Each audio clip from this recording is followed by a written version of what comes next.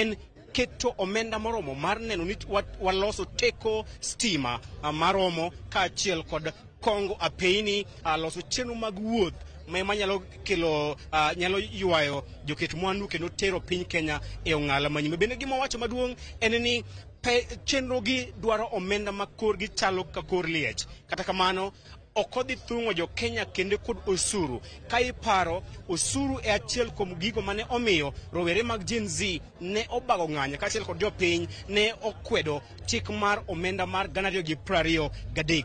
Kata kamano jatend piny owacho ni onge osuru machielo ma idhi medo mar chwalo chenro gi idhi yudo pesa magi kowuok e agulu mideno ni infrastructure bond kaachiel kod sovereign fund. Magi e gigo ka giriwore kod joket mwandu mochung' ka kendgi chenro mar neno ni piny Kenya ogo kang' manyime.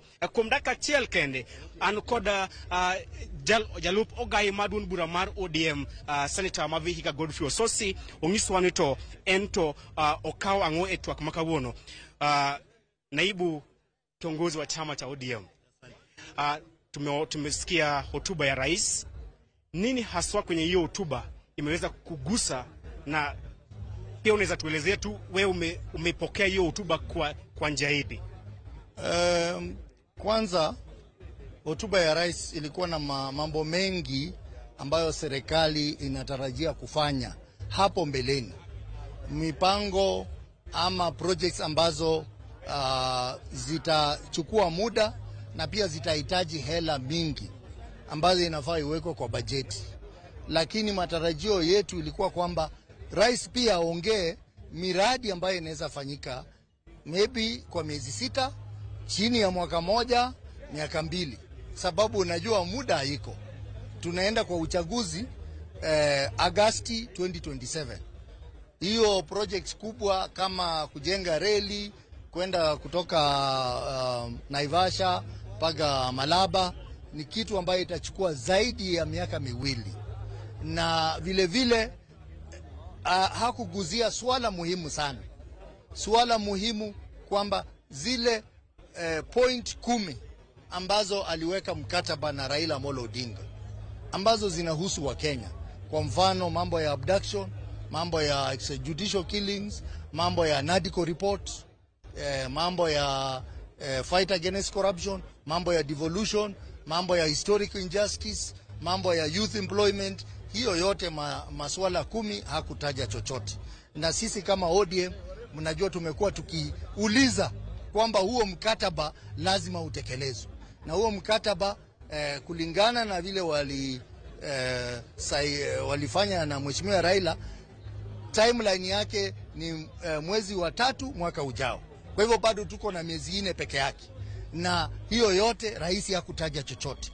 Jambo lingine ambalo mimi kama kiongozi wa chama cha ODM nimehuzunika ni kwamba rais angechukua huyu muda wa leo, kwa sababu hii ndio hotuba ya kwanza baada ya kifo cha Raila Amolo Odinga, kuweza kuongoza bunge kupatia heshima ya dakika 1 kwa Raila Amolo Odinga, kwa sababu hiyo ndio desturi kwa dunia mzima, kwamba kiongozi wa level ya Raila Amolo Odinga akifa, bunge wakati rais anahutubia inapeana dakika 1 kwa heshima ya huyo kiongozi ambaye amekufa.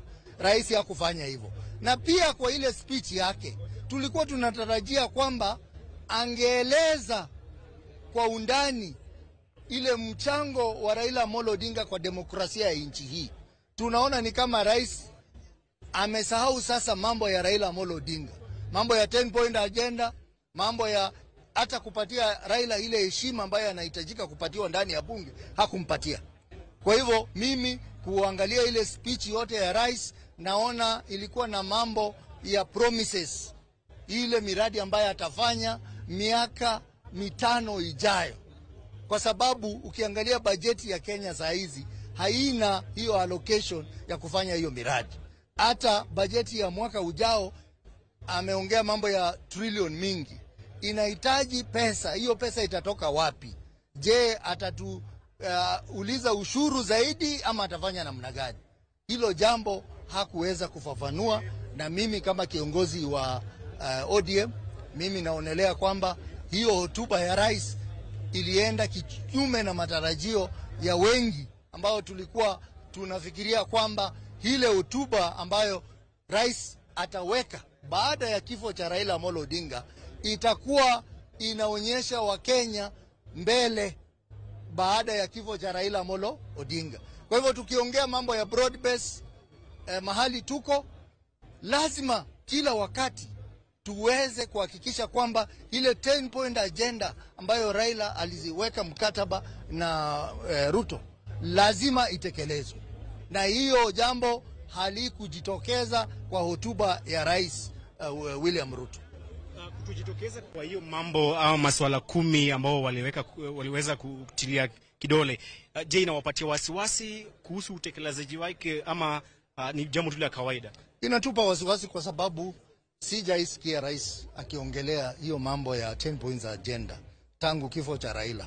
Tumekuwa na mikutano mingi, tumekuwa kwa mazishi, tumekuwa kule Mombasa, hakuongelea jambo hilo.